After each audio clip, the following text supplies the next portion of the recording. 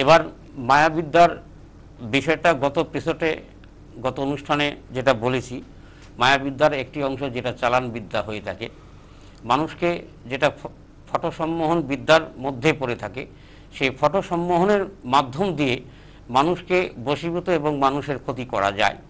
এবং বর্তমান যুগে ঠিক সেইভাবেই মানুষকে সেই ধরনের কর্ম করা হয়। আর বিগত এপিসোডে বলেছি যে অনেক বাড়ির সামনে অনেক মন্ত্রতন্ত্র করে বিভিন্ন ধরনের জিনিস ফেলে যায় এবং অনেক সময় চালানের মাধ্যমে বাড়ির ভেতরে বা কোনো খাটের তলে বা বাথরুমের পেছনে বা ছাদে এটা ফেলে যায়। তা এই ধরনের কর্ম বিশেষ করে এগুলো নিকটবর্তী ব্যক্তিরাই করে থাকে, নিকটবর্তী ব্যক্তিরাই করে থাকে। তা সেই ক্ষেত্রে তার কাছ থেকে বাঁচার উপায় আমাদের এই জ্যোতিষী বিদ্যায় এবং তন্ত্রবিদ্যায় রয়েছে। তা সেটা আমাদের শরীর অসুস্থতা বা বিভিন্ন সমস্যা হলে আমরা বিভিন্ন ডাক্তারকে দেখিয়ে থাকি। তারা হচ্ছে হেলথ অর্থাৎ শারীরিক ডাক্তার, আর আমরা হচ্ছি আধ্যাত্মিক ডাক্তার, এক প্রকারের যাকে বলা হয় যে গ্রহের ডাক্তার। তা তদ্রূপ যেই ধরনের সমস্যা হোক না কেন, এই তন্ত্রবিদ্যার মাধ্যমে চালান বিদ্যাকে রোধ করা সম্ভব। এবং ক্ষতি যারা করে থাকেন, অনেকের প্রতি হিংস্র ভাব, তার প্রতি রাগান্বিত ভাব থাকলে বা তার প্রতি হিংসা বিদ্বেষ থেকে থাকলে এই বিদ্যাগুলো মানুষ করে থাকে এবং বিভিন্ন ধরনের কিছু নিচু প্রকৃতির খারাপ তান্ত্রিককে দিয়ে করিয়ে থাকে। সেটার পক্ষপাত আমি একদমই না। আমি মানুষকে সুস্থ করার পক্ষে, কিন্তু মানুষকে অসুস্থ করার পক্ষে নয়। তা এরকম বিদ্যা বিগত এই লকডাউনের মধ্যে আমার কাছে একটা এসেছিল। একটা ব্যক্তি খুব সুস্থ এবং ভালো একটি চাকরি করে, তার বাড়ি হচ্ছে ফারাক্কার ডিস্ট্রিক্টে। তা সেই ব্যক্তিটাকে সেই চালান বিদ্যার মাধ্যমে তা একদম বিকৃত করে দিয়েছে, যাতে তার মস্তিষ্ক বিকৃত হয়ে যায়। তা সেই ক্ষেত্রটা তার হঠাৎ করে মানে আত্মহত্যা, সুইসাইড করার টেন্ডেন্সি তৈরি হয়ে গিয়েছে। তারপরে পারিবারিক অশান্তি করে বাড়ির থেকে তার মিসেসকে তাড়িয়ে দিয়ে এবং নিজেও খুব মানে একটি খারাপ পজিশনে পড়েছেন। তা হঠাৎ করে সেই ফারাক্কার থেকে আমার কাছে ফোন এলো। তা আমাকে বললো যে প্রশান্ত দা, তা আমার তো ছেলের এই বিষয়, তা আমি তো নাম্বারটা মানে মালদার কোনো ব্যক্তির কাছ থেকে পেয়েছি। তা দূর থেকে কি করে আমার এই ছেলেটাকে রক্ষা করা সম্ভব? কিন্তু ছেলেটা বিগত সকালবেলা বাড়ি থেকে খুব ভাঙচুর করে অন্যায় করে বের হয়ে গেছে এবং বৌমাকেও বাড়ি থেকে তাড়িয়ে দিয়েছে। তা কিভাবে একে রোধ করা যায়? যাই হোক, তার নাম গোত্র এবং তার ডেট অফ বার্থ নিয়ে বিচার করে দেখলাম যে ছেলেটার জন্মকুণ্ডলিতে দোষ আছে এবং তাকে ক্ষতি করা হয়েছে চালান বিদ্যার মাধ্যমে। চালান বিদ্যা কারণ অল্প দিনে ছেলেটা ডেভেলপ করে ফেলেছিল, একটি ভালো একটি জায়গার চাকরি করে এবং বাড়ি টাড়ি অনেক কিছু করে ফেলেছিল। তা তার জন্য তার পার্শ্ববর্তী বা নিজের কেউ তার প্রতি রাগান্বিত হয়। তারপর আমি সেটা বিচার করে স্পষ্টভাবে বলে দিলাম যে এই ছেলে আজকে নেশা করে সে নদীর জলে আত্মহত্যা করবে। তখন তারা আমাকে বলছিলেন যে আমার ছেলে কখনো নেশা করে না। তাই আমি বলছি আজকে করবে। আমার যেটা বিদ্যার মাধ্যমে বা অন্তর্ধ্যানস্থ অবস্থায় বলুন বা হরস্কোপের বিচারে বলুন, সে আজকেই করবে। বিগত আজকেই তার জন্মকুণ্ডলিতে মানে শনির ঘরে কেতু প্রবেশ করেছে, তা আজকের মধ্যেই সে আত্মহত্যা করবে। তা আমি তখন বললাম যে আশেপাশে কোথাও নদী আছে? বলে যে হ্যাঁ আছে, আমাদের ওই বাড়ির নদীর ঘাট সেই জায়গায় আছে। বলে দিলাম যে এখন থেকে রাত পর্যন্ত আপনারা পাহারা দিয়ে থাকুন, দেখবেন একদম টোটাল সেখানেই তাকে পাবেন। তারপরে পেয়ে ঠিক রাত করে 8:30 9টার দিকে সেই ছেলে নদীর জলে ঝাঁপ দিয়েছে। ঝাঁপ দেওয়ার পরবর্তী তাড়াতাড়ি সবাই মিলে ধরে ফেলে এবং সুস্থ অবস্থায় ছিল না, সে অসুস্থ অবস্থা, সে নেশা করেছে। এবং যে কখনো নেশা করেনি, যে কখনো অন্যায় করেনি, সোজা শান্ত একটি ছেলে। অর্থাৎ এই চালানের মাধ্যমে তাকে এমন একটা ক্ষতি করেছে যে ভুল করে যেন সে অন্যায় কিছু করে ফেলে এবং লোকের চোখে সে যেন দোষারোপ হয়ে যায়। কিন্তু যারা এই কর্মটা করেছে আসলে তারা সুস্থ মস্তিষ্কের এবং ভালো তান্ত্রিক ব্যক্তি নয়। তারপরে আমাকে ফোন করে যে আপনি বলে দিলেন, ঠিক তাই ঘটেছে, এটাই হলো, এটা কি করে সম্ভব, এত আগে আপনি অ্যাডভান্স বলে দিলেন। তা বললো যে তাহলে এখন ছেলেটাকে কি করে সুস্থ করব। আমি বললাম যে ঠিক আছে, কোনো ডাক্তার দেখিয়ে। বললো বৌমা তো বাড়ি থেকে চলে গিয়েছে। তা আমি বললাম যে বৌমা চলে আসবে। তা যেই বিদ্যাটা তার প্রতি প্রয়োগ করা হয়েছে, আপনারা আমার পর্যন্ত আসুন। তা যেহেতু লকডাউন আছে, আপনারা এখানে ইটাহার পর্যন্ত কাউকে পাঠান এবং ওখান থেকে কোনো লোক আমার চেম্বার পর্যন্ত আসবে, কিছু জিনিস দিয়ে দেবো, ছেলেটাকে খাইয়ে দেবেন, প্লাস হচ্ছে ঘরে একটি জিনিস রেখে দিবেন, তার বলেই দেখবেন সমস্ত সমস্যার সমাধান হয়ে যাবে।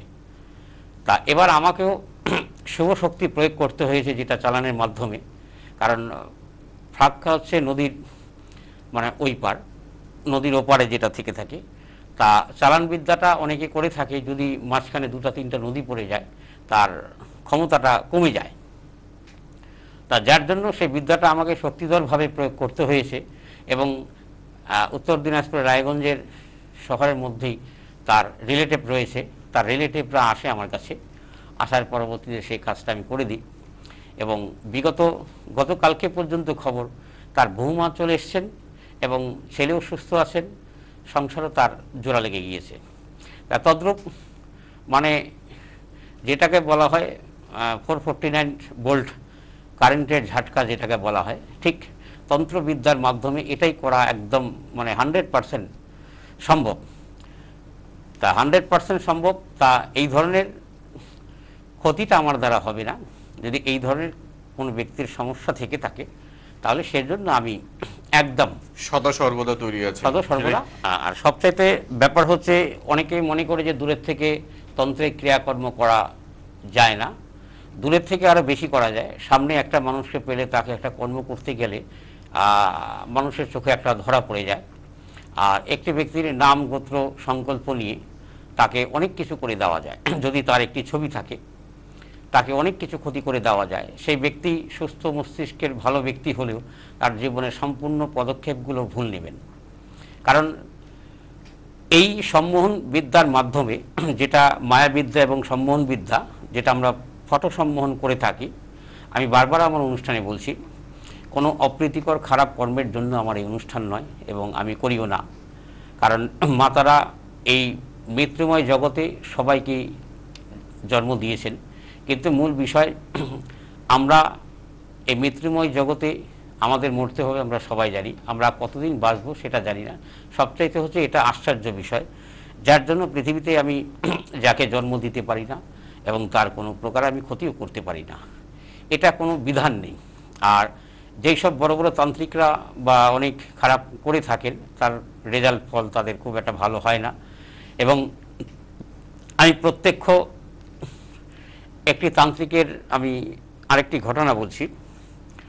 তার কাছে অনেক লোক হয়, 100 থেকে 150 পার ডে, মানে গ্রামে গঞ্জের তান্ত্রিক আছে।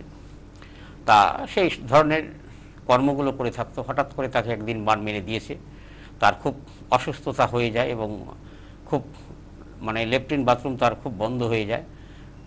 রায়গঞ্জ জেলা হাসপাতালে নিয়েও গিয়েছিলেন। তা সেই ক্ষেত্রে ভালো হয়নি, সে শিলিগুড়ি পর্যন্ত তাকে নিয়ে গিয়েছিলেন, একদম বাস্তব যেটা প্রমাণ আর কি। যাই হোক, তার নামটা আমি এই অনুষ্ঠানের মাধ্যমে বলে তাকে আমি ছোট করতে চাই না আর কি। একদম প্র্যাকটিক্যালি যদি সেই অনুষ্ঠানটা আমার দেখে থাকেন, শুনে থাকেন, ঘটনাটা একদম বাস্তব এবং আশা রাখি এই অনুষ্ঠানটা সেও আমার দেখছেন। তা এই যে একটি ঘটনা, একটি তান্ত্রিককে বান মেরে দিয়েছেন, তা শিলিগুড়ি পর্যন্ত লাস্টে শেষ পর্যন্ত 5-6 দিনের দিন তাকে রিটার্ন করে দিয়েছেন, বলছে আর বাঁচবেন না। কারণ তার পেটের নাড়টা প্যাঁচ খেয়ে গিয়েছিল। মানে বানটা এমনভাবে, যেটাকে আমরা ওই রামায়ণে দেখে থাকি যে রাম লক্ষ্মণকে নাগফাঁস বান মারা হয়েছিল, যেটা রাবণের পুত্র মেঘনাদ, যাকে ইন্দ্রজিৎ বলা হয়, যে নাগফাঁস বান তাদের মেরেছিল এবং তাদের মায়া নিদ্রা চলে এসেছিল। যাই হোক, মায়াবিদ্যাটা অনেকের জানা নেই, বান মারা বিদ্যাটা অনেকের জানা আছে, যারা খারাপ কর্ম করে থাকেন, মানে বদকিসিমের তান্ত্রিক যারা আছেন। সেই নাগফাঁস বান তাকে মেরেছিল, তার পেটের নাড়টা পেঁচিয়ে যায়।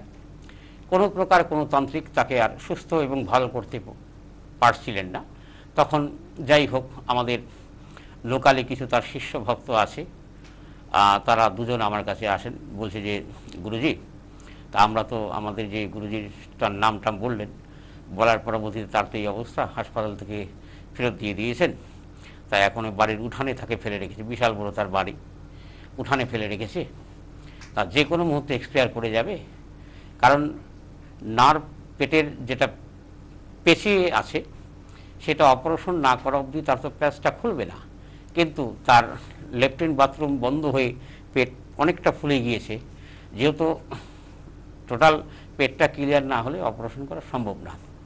পরে আমি শুনলাম, বললো যে উনি আপনাকে অনেক ক্লায়েন্ট দেবে, আমাকে অনেক বড় একটি লোভ দেখালো।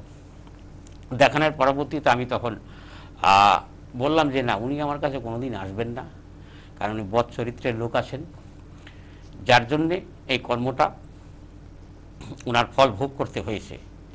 তা এটাই হচ্ছে মূল বিষয়, আগে মারণ বিদ্যার থেকে আগে ফিরান বিদ্যাটা শিখতে হয়। তা যাই হোক, অর্থের লোভে তারা এই খারাপ কর্মগুলো করে থাকে।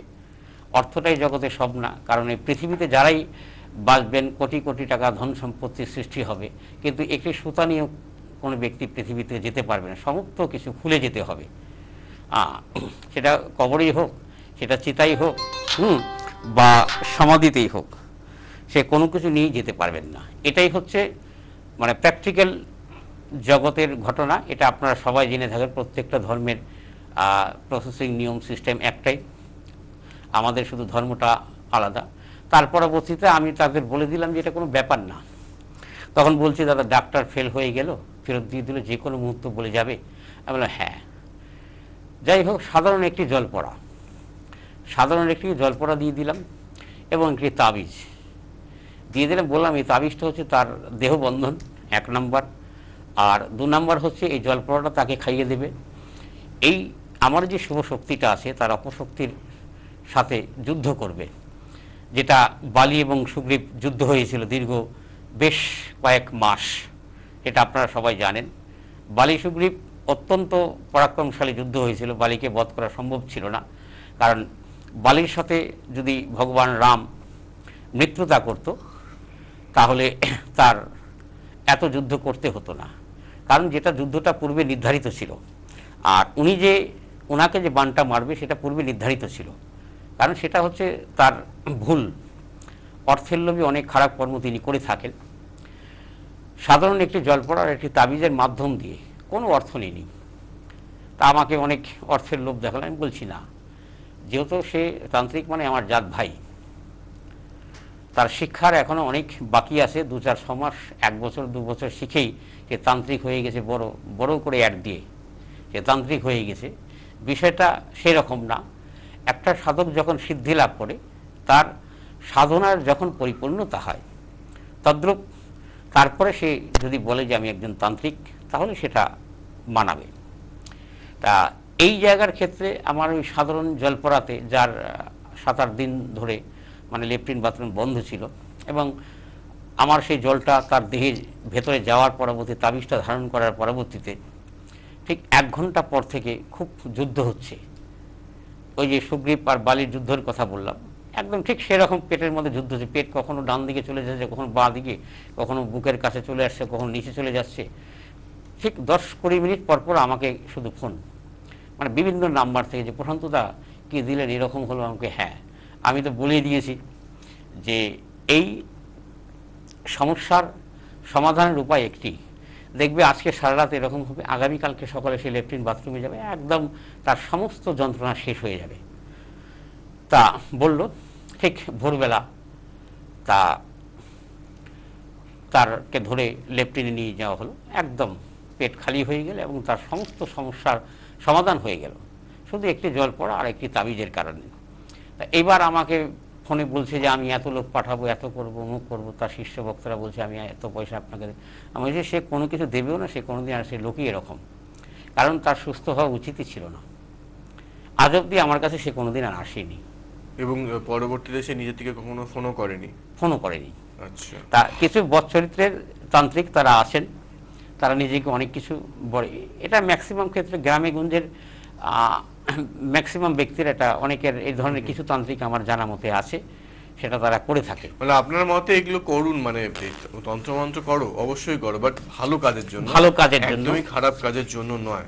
সবসময় অর্থ দেখেই যে সব কাজ করতে হবে কোনো মানে নেই, অর্থটাও সবসময় সদা সর্বদা যে কাজে লাগবে তা কারণ নয়। যেমন গুরু বন্দনায় বলা হয়েছে, জীবেরও নিস্তার লাগে নন্দসুত হরি, ভুবনে প্রকাশ হন গুরু রূপধরি। অর্থাৎ এই নন্দসুত হরি হচ্ছে ভগবান শ্রীকৃষ্ণ, যিনি জীবের নিস্তারের জন্য অর্থাৎ জীবের কল্যাণের জন্য এই জগতে এসে থাকেন। তা আমরা যে কর্মটা শিখেছি জগতের কল্যাণের জন্য এবং মানব কল্যাণের জন্য, কারো কোনো ব্যক্তির কোনো ক্ষতি করার জন্য নয়, ক্ষতি করার জন্য নয়, কোনো ব্যক্তির কোনো প্রকার ক্ষতি করার জন্য নয়। যেমন পৃথিবীতে বড় বড় কবিরা এসছেন, যেমন তুলসীদাস এসছেন, যেমন মানুষ চরিত্র তিনি রামায়ণ লিখেছেন। আচ্ছা আচ্ছা আচ্ছা, আপনি কি আজকে ওই মানে মায়াবিদ্যা মোটামুটি আমরা অনেকটাই জানলাম, শুনলাম, এবং দু চারটে উদাহরণ আপনি দিলেন যে এই বিদ্যার মধ্যে দিয়ে কি হয় বা আপনি কি করেছেন আর কি, সেগুলো যেমন জানলাম। আজকে আবার নতুন করে কিছু জানার বিষয় রয়েছে এমন কিছু? এবার সর্বক্ষেত্রে একটা বড় বিষয় হচ্ছে যে কোনো তন্ত্রমন্ত্র জাদুটোনা বা বান বা বাড়িতে অলৌকিক মানে শক্তির ক্ষেত্রে যাদের সমস্যা থেকে থাকে, তারা অনেকের মুখে শুনে থাকেন যে সংকট মোচন পাঠ করা হয় বা হনুমান চাল্লিশা পাঠ করা হয়ে থাকে। কিন্তু হনুমান চাল্লিশাই যে পাঠ করলে আপনার বাড়ির সমস্যার সমাধান হবে বা আপনি জাগতিক এই সমস্যার থেকে সমাধান পাবেন, বিষয়টা তা না। তা সর্বত্র বিষয় হয়েছে ভক্তি বলে ভগবান, অতিতর্কে অপমান। সর্বশক্তির ক্ষেত্রটাই ঠিক এরকমই আছে, সর্বশক্তির ক্ষেত্রটাই এরকমই আছে। তা যদি যারা হনুমান চাল্লিশার অনেকে বলে থাকেন অনেক অনুষ্ঠানে যে জাদুটোনা বান এইসব জায়গার থেকে তারা রেমেডি পেয়ে থাকে, কিন্তু মানে হনুমান চাল্লিশার হনুমান চালিসা ঠিকই বলেছেন, এটা এখন কিন্তু মোটামুটি সকলেই পাঠ করে থাকেন। সকলের পাঠের পক্ষে এটা ভালোই নাকি? সকলের পাঠ করার পক্ষে এটা ভালো আছে, কিন্তু পাঠের নিয়ম সিস্টেম যেটা আছে, মেন ব্যাপার হচ্ছে হনুমান চাল্লিশা রামের উদ্দেশ্যের এটা তৈরি হওয়া। আর যাদের বিভিন্ন ধরনের সাংসারিক অশান্তি বা যেসব সমস্যা হয়ে থাকে, সেই সব কারণেই সেটাকে তৈরি করেছেন কবি তুলসীদাস। তা সেটা তৈরি করেছেন 1554 সালের দিকে, অর্থাৎ 1554 খ্রিস্টাব্দে এই যেটা বলছেন হনুমান চালিসাটা, যেটা আমরা পেয়ে থাকি বইয়ের মাধ্যমে, সেটাই এই 1554 খ্রিস্টপূর্বাব্দে বা খ্রিস্টাব্দে যেটা তখন সেটা তৈরি হয়েছিল বাদশাহ আকবরের আমলে, এবং বাদশাহ আকবরের আমলে। এবং রামচরিত্র মানব মানে মানুষ আর কি লেখার ক্ষেত্রে যে গ্রন্থটা, এটাতে বাদশাহ আকবর অনেকটা কবি তুলসীদাসকে হেল্প করেছিলেন, অনেকটাই সাহায্য করেছিলেন লেখার জন্য, এবং তার ভিতর কোনো প্রকারের বিদ্বেষ ভাবাপন্ন সেটা ছিলেন না। তা এবং সেই ক্ষেত্রটা হয়তো একটু হেল্প তাকে না করলেও হয়তো লেখার ক্ষেত্রে অনেকটা সময় বা সেটা হয়ে একটু লেগে যেত। তা কবি তুলসীদাস নিজেও বড় ধরনের সমস্যায় পড়েছিলেন। তা সেই ক্ষেত্রে অনেক চিন্তা ভাবনা করে উনি রামচরিত্র মানব লেখার পরবর্তী, মানুষ যেটাকে বলা হয় রামচরিত্র, তা সেটা লেখার পরবর্তীতে তারপরে তিনি হনুমান চাল্লিশা লিখেছেন, এবং সংকটমোচনও একে বলা হয়ে থাকে। তা হনুমান চাল্লিশা যারাই পাঠ করতে যাবেন, তাদের সেই ক্ষেত্রটা তাদের রামের নাম জপ করতে হবে। আচ্ছা, মানে মিনিমাম 108 বার রামের নাম জপ করতে হবে, এবং রামকে হলুদ ফুল দিয়ে তুষ্ট করতে হবে। প্রথমে আগে রামের পুজো হবে, 108 বার রুদ্রাক্ষের মালায় যদি জপ করে সবচাইতে ভালো হয়, আর অনেকে করে জপ করে থাকে। তা সেই ক্ষেত্রে করে হোক বা আপনার রুদ্রাক্ষের মালাই হোক, তা সেই জপটা আগে করে নিতে হবে। তারপরে আপনি সুন্দর করে হনুমান চালিসা পাঠ করবেন। অনেকে মনে করে যে দিনে একবার পাঠ করলেই সমস্যার সমাধান হয়ে গেল। মিনিমাম সর্বনিম্ন 3 বার হনুমান চালিসা পাঠ করতে হবে, না হলে 11 বার। আর 108 বার যদি পাঠ করা হয় হনুমান চাল্লিশা, সেটা সারাদিনের একটা ব্যাপার লেগে থাকে। মিনিমাম 3 বার আপনাকে হনুমান চাল্লিশা পাঠ করতে হবে। কারণ যেহেতু হনুমানজি রামের শক্তিতে উনি সজ্জায়িত, হনুমানজির উনার যে শক্তিটা সঞ্চার হয় ভগবান রামের কাছ থেকে। আচ্ছা, মাঝখানে আপনি একটা কথা বললেন যে হনুমান চালিসা পাঠ করার পূর্বে রামজির 108 বার জপ করা, সেই জপটা কি রাম রাম রাম রাম নাকি অন্য কিছু? সেটা রাম রাম হতে পারে, রামের মন্ত্রও আছে। এবার দেখা যাচ্ছে রত্নাকর ধর্ষী ছিলেন, রত্নাকর ধর্ষীর মুখে তো তার রাম রাম আসতো না, আর মরা মরা মরা মরা এলো, তা মরা মরা বলতে বলতে তার রাম রামও চলে এলো। এবং রত্নাকর ধর্ষীর থেকেই সে তৈরি হলো ঋষি বাল্মীকি। অর্থাৎ ঋষি বাল্মীকি, রত্নাকর ধর্ষী তৈরি হয়েছে বিধায় তিনি ঋষি বাল্মীকি হয়েছেন। আর রত্নাকর ধর্ষী না হলে সে ঋষি বাল্মীকি কখনো হতেন না। কারণ এটা ভারতবর্ষ, এখানে যে কোনো ধরনের ব্যক্তি অন্যায় পথ থেকে বা পাপের পথ থেকে ফিরে আসতে চাইলে সেটা নিজেকে সংশোধন করে নিতে পারে। আর ভারতবর্ষকে এটা ধর্মের দেশ বলা হয়ে থাকে, এটা সকলেই জানেন, সেটা আমার বলার কিছু নয়। আর ঋষি বাল্মীকি মুনি, উনি রামায়ণ লিখেছিলেন, তখন সেই বাল্মীকি রচিত যে রামায়ণ, তার শ্লোক ছিল 28,000। আচ্ছা, 28,000 তার শ্লোক ছিল। তা এই 28,000 শ্লোকের রামায়ণ এখন অনেকেই পাঠ করতে পারেন না, সেটাকে সংস্কার আবার করা হয়েছে। যাই হোক, মানে আস্তে আস্তে ছোট হয়ে যাচ্ছে আর কি। সংস্কার করা আছে। 28,000 শ্লোকের যে রামায়ণটা আছে সেটা পাওয়া যায় মার্কেটে, কিন্তু সেটা বলতে হবে যে ঋষি বাল্মীকির অনুবাদ লিখিত যেটা আছে। তো যাই হোক, আর শাস্ত্র, পুরাণ, বেদ, উপনিষদ, রামায়ণ, মহাভারত যারা না পড়েছেন তারা পরিপূর্ণত শাস্ত্রজ্ঞ হতে পারবেন এবং তান্ত্রিক হতে পারবেন না। অনেকে মনে করে যে আমি কৃষ্ণ মার্গে আছি, ভক্তি মার্গে আছি, একটি মার্গেই আমার সব কিছু সম্পূর্ণ হয়ে যাবে। আপনি কৃষ্ণ মার্গে গেলেই যে আপনার জীবনে মুক্তি পাবেন, মূল হচ্ছে আমাদের সাধন ভজন করা হচ্ছে আত্মার মুক্তির জন্য। আত্মার মুক্তির জন্য আমাদের কর্ম করা, অর্থাৎ পৃথিবীতে আমরা এই 36 লক্ষ জনি পার হওয়ার পরবর্তীতে আমরা একবার মানবকুলে জন্মগ্রহণ করি। তা এই মানবকুলে জন্মগ্রহণ করার ক্ষেত্রটা হচ্ছে মনুষ্য জীবনটাকে সার্থক করা। অর্থাৎ মনুষ্য জন্মটাকে সার্থক করার ক্ষেত্রে আমাদের কি করতে হয়? আমাদের গুরু ধরতে হয়। গুরুকে শাস্ত্রে বলা হয়েছে যে ঘটক, যিনি ভক্তের সাথে ভগবানের মিলন ঘটান। তা এই শাস্ত্রে মনুষ্য জীবনটাকে আমাদের সাকসেসেবল করতে গেলে এবং জীবাত্মার থেকে পরমাত্মায় বিলীন করতে গেলে তা আমাদের কর্ম করতে হবে। অর্থাৎ ধর্ম যেমন বড় আছে তেমন কর্মটাও সবচাইতে বড় আছে। এবং